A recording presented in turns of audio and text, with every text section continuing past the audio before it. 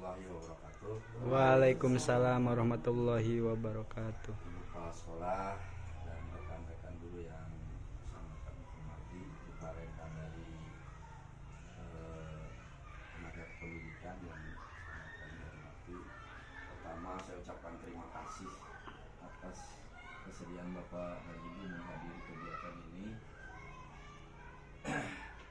Mohon maaf yang sebesar-besarnya telah mengganggu waktu Bapak dan Ibu. Kegiatan ini adalah kegiatan dalam rangka aksi nyata. Pertama mungkin penyampaian materi tentang budaya positif. Jadi yang akan saya bahas materi kali ini yaitu tentang budaya positif dari modul 1.4. Nah, selain membagikan materi tentang budaya positif kepada rekan-rekan, saya juga sebagai calon guru penggerak mempunyai kewajiban dalam aksi nyata ini nanti berbagi. Setelah berbagi tentang hal ini dengan Bapak dan Ibu, nanti saya juga harus berbagi dengan yang lain. Nah, selain tentang presentasi apa yang didapat oleh saya pada saat mempelajari modul 1.4, nah nanti kita juga akan melaksanakan atau menerapkannya. Nah, untuk penerapannya mungkin saya sampaikan saja, nanti kita akan menerapkan tentang satu pembuatan keyakinan kelas yang mungkin kalau di guru penggerak, kalau di sekolah penggerak saya dengar sih mungkin kesepakatan kelas ya. Kalau saya di guru penggerak mendapat materinya tentang keyakinan kelas dan menerapkan segitiga restitusi. Nah, apa saja itu keyakinan kelas dan segitiga restitusi? Mari kita bahas, nanti kita bahas lagi ya. Pertama, salam dan bahagia ini disampaikan selalu dalam program pendidikan guru penggerak Bapak dan Ibu. Jadi intinya kita berusaha untuk membahagiakan diri kita, membahagiakan anak-anak kita gitu dalam hal pembelajaran. Bapak dan Ibu, yang akan kita bahas pada kesempatan ini adalah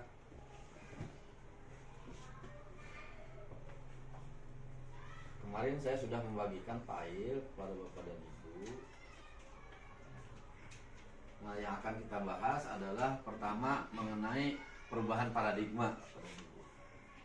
Kedua, konsep disiplin positif dan motivasi. Ketiga, keyakinan kelas. Keempat, pemenuhan kebutuhan dasar. Yang kelima, posisi kontrol. Dan yang keenam adalah segitiga restitusi. Nah, supaya tidak pincang, nanti kita akan bahas satu persatu dulu.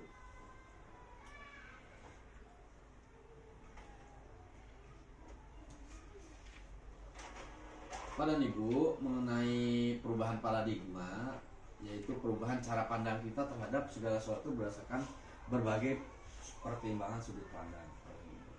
Bapak dan Ibu, realitasnya, kenyataannya, kebutuhan kita itu kalau menurut realitasnya, kebutuhan kita itu sama ya.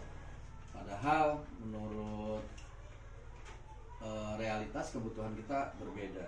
Ya, ini adalah sudut pandang yang berbeda dari dua hal yang kita. Padahal kenyataannya di sini ini adalah yang saya bahas tentang pemenuhan kebutuhan kita. Semua orang selama ini kita melihat bahwa semua orang itu melihat hal yang sama. Padahal kenyataannya setiap orang itu memiliki gambaran berbeda. Misalnya Pak Enju dengan Pak Nandang tentu tidak sama penglihatan melihat segala sesuatunya. Saya pernah mendengar sebuah cerita ketika seorang tidak bisa melihat, disuruh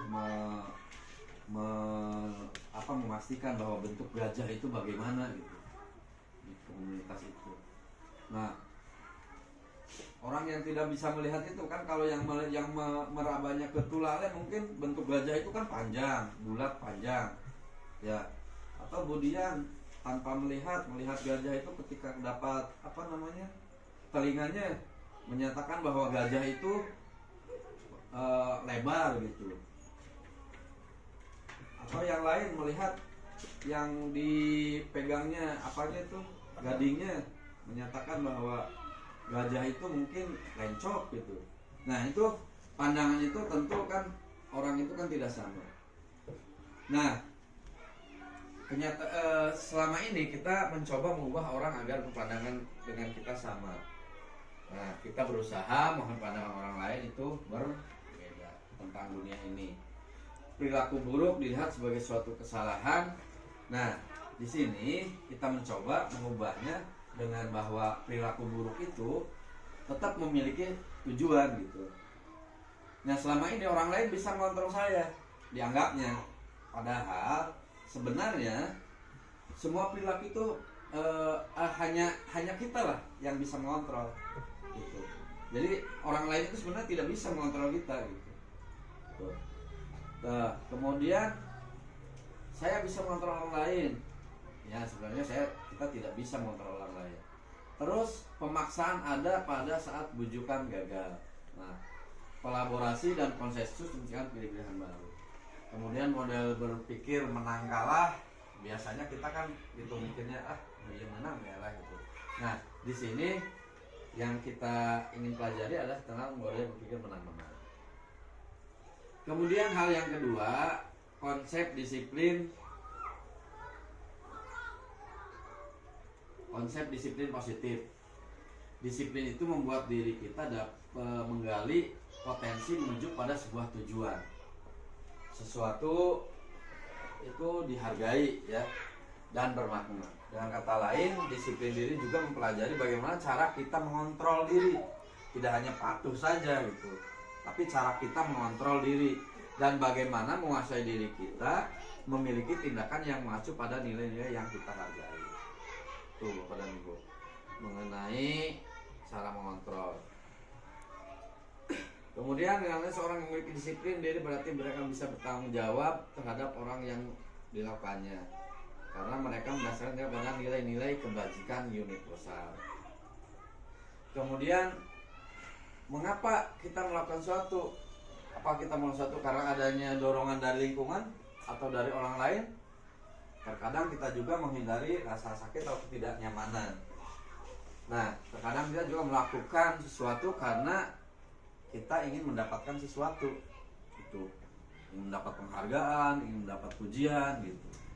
Nah, pernahkah Anda melakukan sesuatu untuk mendapatkan senyuman atau mendapat hadiah atau untuk mendapatkan uang? Apalagi kira-kira alasan orang lain.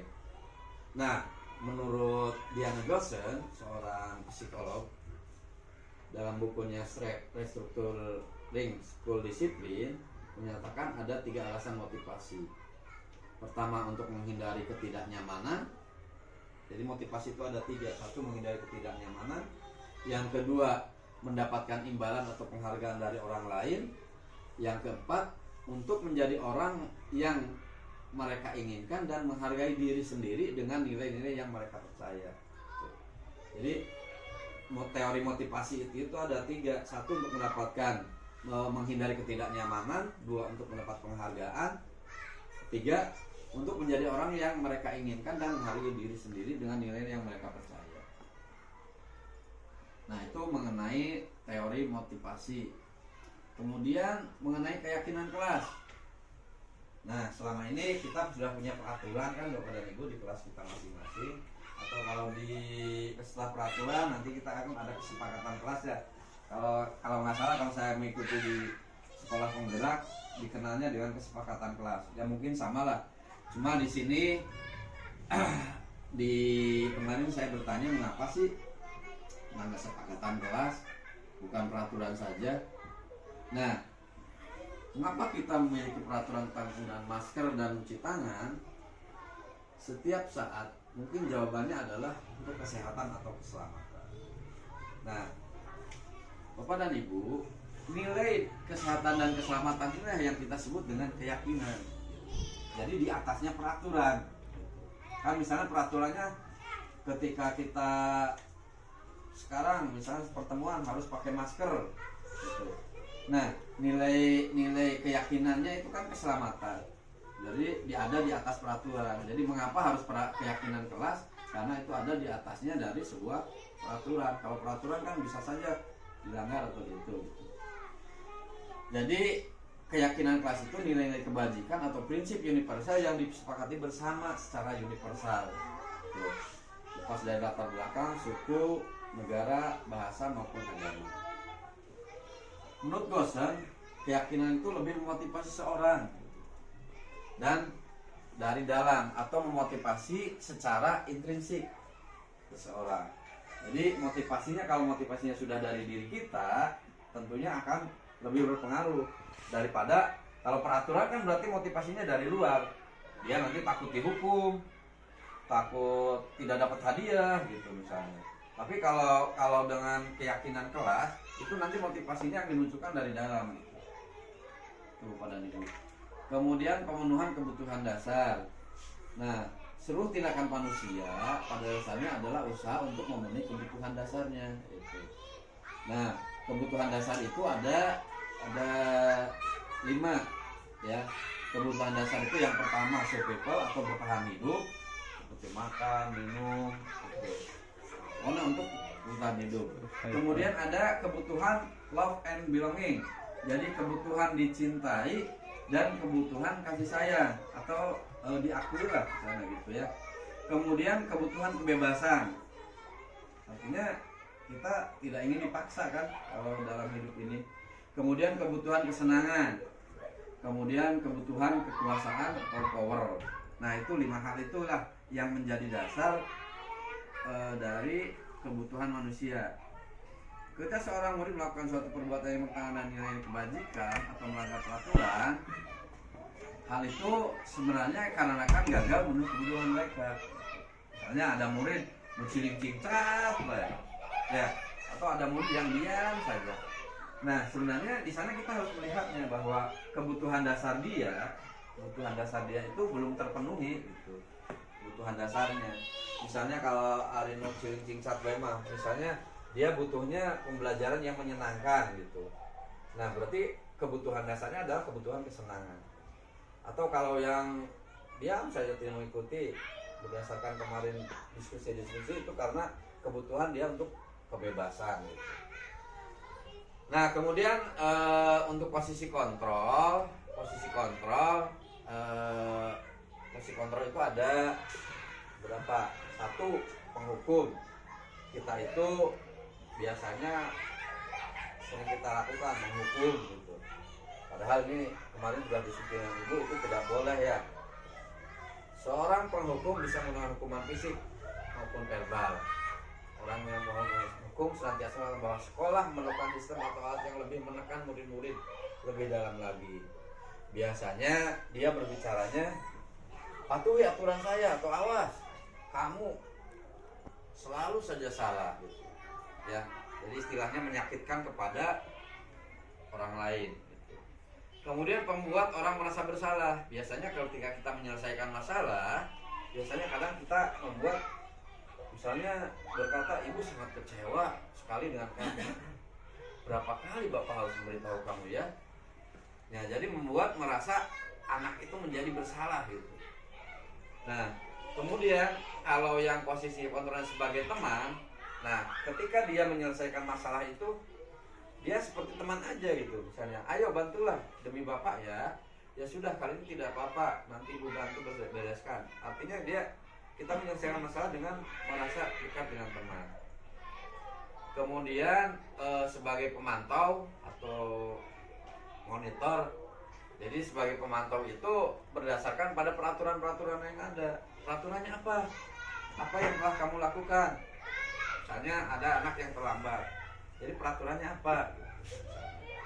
Nah, kemudian untuk yang terakhir yang paling baik adalah di posisi manajer. Posisi manajer itu jadi posisi mentor, di mana guru berbuat sesuatu bersama dengan murid. Jadi bersama-sama dengan murid, tidak hanya sendirian gitu. Jadi mempersilahkan murid mempertanggungjawabkan perilakunya, mendukung murid agar mau menemukan solusi atas permasalahannya sendiri. Nah, ini intinya di sini Bapak dan Ibu dalam hal penyelesaian masalah. Yang saya dapatkan ilmu tentang penyelesaian masalah ini. Mengapa saya ingin menyampaikan, dan secara pribadi kalaupun misalnya tidak ada tugas pun saya ingin menyampaikan hal ini kepada Bapak dan Ibu, bahwa ada cara-cara tertentu untuk penyelesaian masalah yang saya dapatkan dari unit penggerak ini. Selain kita menghukum tadi gitu ya. Nah, ini yang paling penting dalam hal ini adalah yang dinamakan restitusi kepada ibu. Untuk menyelesaikan masalah ini, selain tadi dengan menghukum, nah ini dengan cara restitusi. Bagaimana restitusi itu? Restitusi itu proses mencari kondisi bagi murid untuk memperbaiki kesalahan. Nah, sehingga mereka bisa kembali pada kelompoknya dengan karakter yang lebih kuat. Itu menurut dosen. Dan menurut melalui restitusi, ketika murid berbuat salah, guru akan menanggapi dengan cara yang memungkinkan murid untuk mengevaluasi secara internal gitu. Itu nyalahkan mereka murid, tapi murid diajak menyelesaikan masalah secara internal tentang apa yang dapat mereka lakukan untuk memperbaiki kesalahan mereka dan mendapatkan kembali harga dirinya. Nah, ada disebutnya segitiga restitusi. Jadi caranya, pertama menstabilkan identitas, kedua validasi tindakan yang salah, dan kemudian menanyakan keyakinan. Ini teorinya kemarin sudah saya bagikan kepada Bapak dan Ibu tentang teorinya secara di grup kalau nggak salah ya, saya sudah membagikan. Nah, jadi yang dipelajari kemarin itu saya tentang disiplin positif dan nilai kebajikan universal, teori motivasi, hukuman dan penghargaan, keyakinan kelas, kebutuhan dasar manusia, restitusi, 5 posisi kontrol, kemudian segitiga restitusi. Nah, Bapak dan Ibu, yang akan kita praktikkan nanti adalah pembuatan keyakinan kelas dan praktik segitiga restitusi. Karenanya mungkin nanti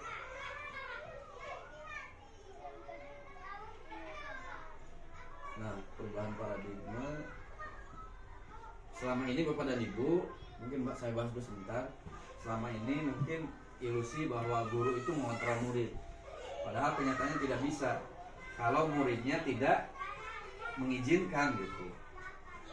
Ilusi bahwa kritik dan membuat orang merasa bersalah dapat menguatkan karakter, itu sebuah ilusi ya. Jadi artinya tidak berguna untuk kedepannya gitu. Ketika anak dikritik itu sebenarnya kadang hanya pada saat itu, tapi ketika nantinya kan jadi masalah lagi untuk kita gitu. Nah, tadi yang saya sampaikan tentang kita mencoba mengubah orang agar pandangan sama dengan kita itu tentang stimulus respon dan teori kontrol. Tentang disiplin positif ini ya, yang ini. Nah, ini Bapak dan Ibu ya, tentang hal ini, tentang makna disiplin, teori motivasi, posisi kontrol. Mungkin penjelasan saya secara tidak itu ya. Nah, mungkin yang akan kita bahas, karena yang akan kita bahas adalah penjelasan nilai-nilai kebajikan, yang akan kita perdalam adalah nilai-nilai kebajikan universal ini. Nanti Bapak dan Ibu, nanti kita akan membuat keyakinan kelas. Keyakinan kelas itu nanti yang ditampilkan adalah nilai-nilai kebajikan universal, Bapak dan Ibu. Nilai-nilai kebajikan universal itu misalnya ketika kita punya peraturan tentang datang harus tepat waktu, maka di sana nilai kebajikannya adalah disiplin positif, disiplin tepat waktu misalnya. Ketika kita ada peraturan untuk saling membantu gitu. Kemarin disampaikan oleh Ibu Mantri tentang budaya 10 budaya malu. Ini memang sudah sangat itu, tinggal diambil nilai kebajikannya. Nah, itulah menjadi menjadi keyakinan kelas kita, bertanggung jawab ya, atau dilarang mengganggu orang lain. Maka keyakinan kelasnya kira-kira apa? Lihat, dilarang mengganggu orang lain. Kemudian kira-kira kalau dilarang mengganggu orang lain, keyakinan kelasnya apa? Ya, berarti dilarang mengganggu orang lain. Ketika kita mengganggu orang lain, berarti kita tidak Ya, tidak menghormati orang lain. Maka di sini keyakinan kelasnya adalah kita harus menghormati orang lain. Di sini keyakinan kelasnya menghormati orang lain. Kemudian hadir di sekolah 15 menit pembelajaran dimulai. Ini berarti apa? Disiplin ya, tepat waktu. Ya, tepat waktu, disiplin ya. Dilarang melakukan kekerasan. Berarti apa kita? Berarti ya seperti tadi mungkin satu boleh kemanusiaan, mungkin kalau dengan kekerasan maka akan terjadi kecelakaan, mungkin bisa keselamatan ya, atau bisa saja seperti tadi menghormati orang lain gitu, bergantian atau menunggu giliran. Iya, budaya antri. Berarti itu keyakinan kelasnya kita apa? Harus apa? Sabar menunggu. Nah, sabar, tertib. Itu Bapak dan Ibu, di sini keyakinan kelas itu diambil dari peraturan. Maka gini, nanti tanggung jawab menghormati orang lain tuh, hadir tepat waktu tuh, menghormati tuh, dari jawabannya tadi tuh. Dilarang kekerasan, tadi kan keselamatan atau menghormati orang lain, keyakinan kelasnya. Jadi nanti saya minta ke teman-teman untuk membuat keyakinan kelasnya masing-masing gitu. Ya peraturannya sih apa aja lah, silahkan di kelasnya yang diterapkan. Tapi yang diminta adalah peraturan, dari peraturan itu disarikan menjadi keyakinan kelas. Gitu. Tuh. Misalnya dilarang menggunakan narkoba, kan kesehatan. Gunakan masker, kesehatan atau keselamatan. Jangan berlari di kelas atau koridor, keselamatan atau keamanan. Kan kita banyak anak main bola misalnya, dilarang main bola di kelas gitu, bisa saja itu kan keselamatan. Itu tentang keyakinan kelas gitu. Nah, kemudian yang kedua yang akan kita buat, yang akan kita terapkan adalah tentang segitiga restitusi. Nah, untuk hal ini, untuk segitiga restitusi, karena ini praktik. Nah, untuk praktiknya kemarin saya sudah mencoba membuat 2 skenario. Nanti saya bagikan lah skenarionya tentang segitiga restitusi ini. Yang satu lagi,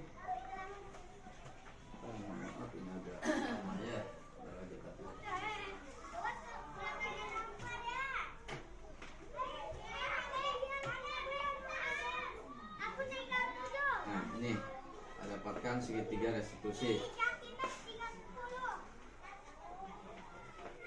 Nah, segitiga restitusi ya.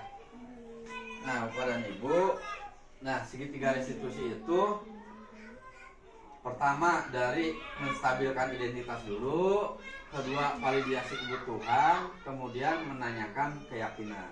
Nah, inilah yang tentunya nanti kita praktekkan lah.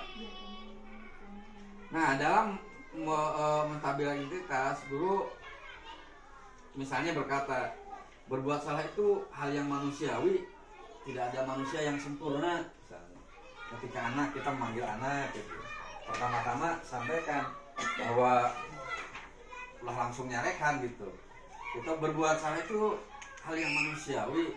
Atau saya juga sering, bapak juga pernah berbuat salah gitu di awal pertama. Nah,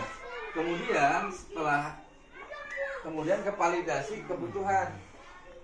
Validasi kebutuhannya, misalnya ketika ada sebuah kasus, setelah tadi disampaikan tentang itu, kamu bisa saja melakukan hal yang lebih buruk, ya.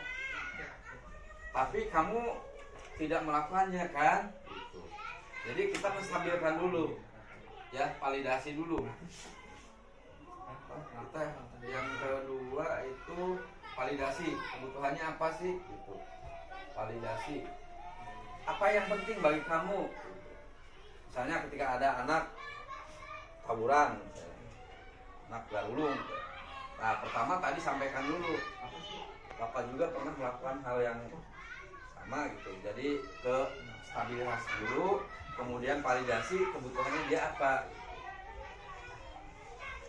yang penting bagi kamu apa sih gitu. Nah kemudian yang terakhir, nah kita ke keyakinan kelas yang telah kita buat menyelesaikan masalahnya itu.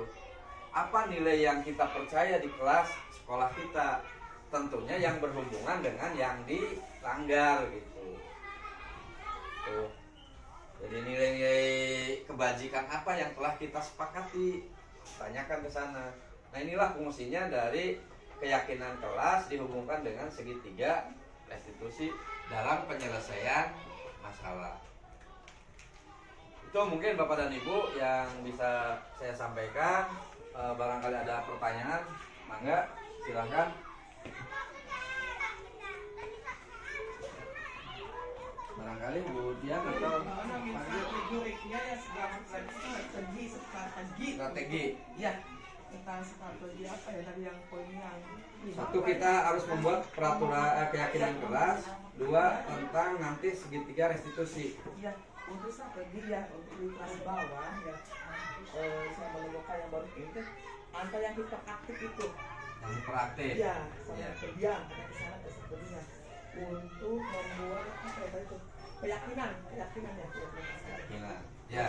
Kalau keyakinan kelas nanti kita disarikan dari sama peraturan. peraturannya misalnya ya. Ya. Dari buat peraturannya apa nanti kita sarikan yang bacaannya apa. Nah, Ada kritik yang beda. misalnya kalau untuk yang tadi anak yang proaktif, anak yang berarti kan kemana-mana ya, berarti keyakinan kelasnya kan dia berarti harus disiplin, harus misalnya ketika belajar tidak boleh apa namanya, tidak boleh kemana-mana misalnya, Bukan dijahil ke orang lain. tidak boleh jahil gitu. Kasih tahu aja nanti keyakinan kelasnya dibuat keyakinan kelasnya bahwa itu harus harus disiplin gitu. Artinya misalnya tidak boleh melakukan hal-hal tertentu. Nah, kalau untuk segitiga restitusinya, nah Ibu bisa ngajak ngobrol gitu. Segitiga restitusi pada dasarnya kita penyelesaian masalah. Nah, dengan tiga tadi, yang tadi pertama stabilisasikan dulu. Setelah itu ke validasi. Setelah validasi, tanyakan keyakinan kelas yang telah kita buat tadi. Tuh, memang kita butuh latihan untuk hal itu. Nanti saya kasih contohnya ya. Nanti saya kasih contohnya untuk hal ini. Ini tidak menutup kemungkinan kerjasama dengan orang tua juga ya. Bisa Bu. Betul. Hal itu betul Bu. Jadi Kebiasaan dari kita sekolah rumah. iya, betul sekali. Itu saja. Masih ada Yang pendiam punya gimana pertanyaan? nih? Ada yang pendiam. Ya, Yang cici pendiam. untuk yang pendiam. Tadi yang Nah, super nih, yang Untuk keyakinan kelasnya ya, untuk keyakinan kelasnya kita buat peraturannya ketika anak belajar itu harus gimana. Apakah harus membuat pertanyaan atau apa? Pokoknya diawali dengan buat peraturan dulu Bu. Nanti setelah peraturan ada, nanti diambil, nanti kebuat keyakinan kelasnya apa? Berarti kan disiplin, harus belajar disiplin gitu. Ya. Nah kalau untuk segitiga restitusinya tetap tadi ngajak ngobrol, validasi dulu, terus stabilisasi, nanti baru ke keyakinan kelas kembalinya Bu. Kamu tahu keyakinan kelasnya kita apa kan gitu. Itu di akhirnya sih. Jadi tetap mengembalikan ke sana. Itu saja mungkin penjelasan saya kurang memuaskan kepada Ibu. Mohon maaf sekali lagi. Terima kasih atas perhatian Bapak dan Ibu. Sekali lagi mohon maaf yang sebesar-besarnya telah mengganggu waktu Bapak dan Ibu. Saya akhirnya assalamualaikum warahmatullahi wabarakatuh.